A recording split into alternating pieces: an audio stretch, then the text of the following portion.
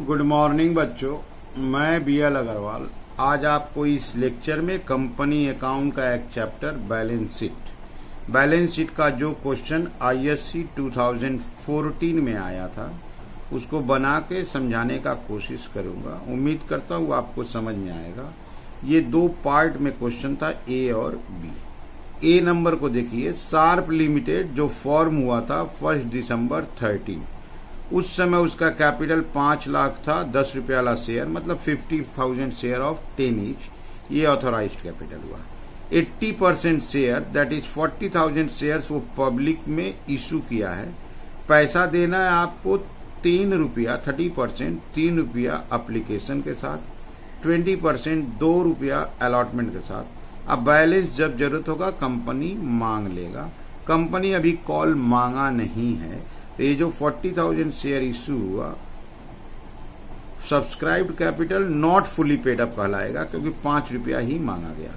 All the shares offered by the company were subscribed for, जितना 40,000 share issue हुए थे 40,000 ही सब्सक्राइब हुआ। Company did not receive the allotment money on 3,000 share. 3,000 share पे allotment का 2 रुपया दैट इज 6,000 कॉल सीनियर है। वैसे तो ये नॉट फुली पेड अप था ही, कॉल सीनियर वहीं पे आता है तो लेस हो जाएगा। बोला है बैलेंस शीट बनाइए, उसके बाद नोट्स टू अकाउंट। तो बैलेंस शीट बनाएंगे तो नोट्स टू अकाउंट मैंडेटरी होता है। एक छोटा सा बैलेंस शीट था, 5 मार्क्स का आया था। ओके, इसी से अटैच एक दूसरा क्वेश्चन आया था, B नंबर देखिए। बताना है आपको ये 5 आइटम किस हेड में जाएगा और उनका सब हेड क्या होगा। जैसे एक नंबर में है bills receivable.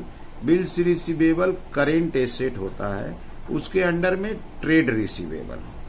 Interest accrued and due on debenture, ये करेंट लायबिलिटी होता है। करेंट लायबिलिटी में other current liability. Trade creditors, ये भी करेंट लायबिलिटी होता है, उसके अंडर में ट्रेड पेबल्स होता है। प्रोविजन फॉर टैक्सेशन, ये भी करेंट लायबिलिटी होता है, उसके अंडर में short term provisions. Stores and spheres, ये करेंट एसेट्स होता है, करेंट एसेट्स के अंदर में इन्वेंट्रीज। ऐसे करके इसका 5 का 5 नाम लिखेंगे। 5 मार्क्स का आया था, आराम से नंबर मिल जाएगा। और ये एक छोटा सा बैलेंस शीट है जिसमें बोल सकते हैं 2 ही आइटम है, एक शेयर कैपिटल और दूसरा बैंक बैलेंस। केवल कैपिटल को दिखाना है, एसेट्स की तरफ सोचना ही नहीं है, शेयर कैपिटल दिखाना। देखिए, show the share capital in the balance sheet. ठीक है, चलिए देखते हैं कैसे बनेगा। ये रख दिया आपके सामने फॉर्मेट। हेडिंग देते हैं इक्विटी एंड लायबिलिटीज। इसमें A number share holders fund, उसमें रोमन 1 शेयर कैपिटल। इसी को दिखाना है और तो कुछ दिखाना नहीं है, इसको नोट नंबर 1 बना देंगे। अब आते हैं नोट्स टू अकाउंट में। नोट्स टू अकाउंट, उसमें 1 number share capital. Share capital में होता है ऑथोराइज्ड कैपिटल। ऑथोराइज्ड कैपिटल देखा जाए तो उसका 5 लाख था, that is 50,000 share. 50,000 equity share of ₹10 each, 5 lakh. Issued capital, issued capital हम लोग 40,000 शेयर इशू हुआ है। 40,000 equity share of ₹10 each, 4 lakh. Subscribed capital, इसके अंडर में लिखेंगे subscribed but not fully paid up. ये जो 40,000 शेयर था, 40,000 equity share of 10 each, comma ₹5 called up. 2 lakh रुपया ही मांगे थे, उसमें भी कॉल्स इन एरियर हुआ था।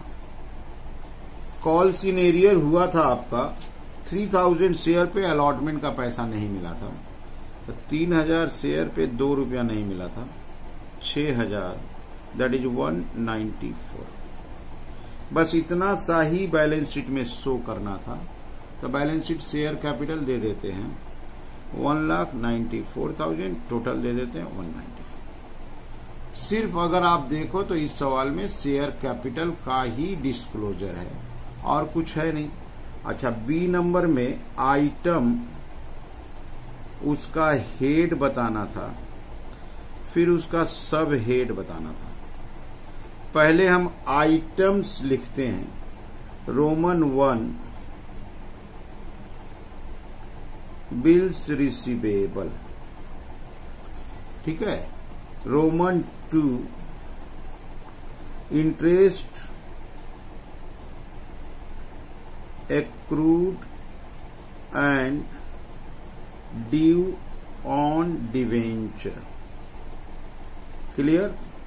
नंबर 3 लिखते हैं ट्रेड क्रेडिटर्स, एंड नंबर 4 लिखते हैं provision for taxation, and last number 5 लिखते हैं stores and spheres, stores and spheres. अब हमको ये बताना है किस हेड में जाएगा। फिर सब हेड, जैसे बिल्स रिसीवेबल करेंट एसेट्स होता है, करेंट एसेट्स में ये होता है ट्रेड रिसीवेबल। ओके, समझ में आ रहा है। इंटरेस्ट एक्रूड ऑन डिवेंचर ये करेंट लाइबिलिटीज होता है, उसमें आता है other current liabilities. Trade creditors भी करेंट लाइबिलिटीज होता है, उसमें आता है ट्रेड पेबल्स, ठीक है। और अभी 2 है, provision for taxation current liabilities होता है, इसमें आता है शॉर्ट टर्म प्रोविजन। और एक है store and spheres, current assets होता है। करेंट एसेट्स में ये होता है इन्वेंटरीज, क्लियर है। तो ऐसे करके ये नाम दे दिए।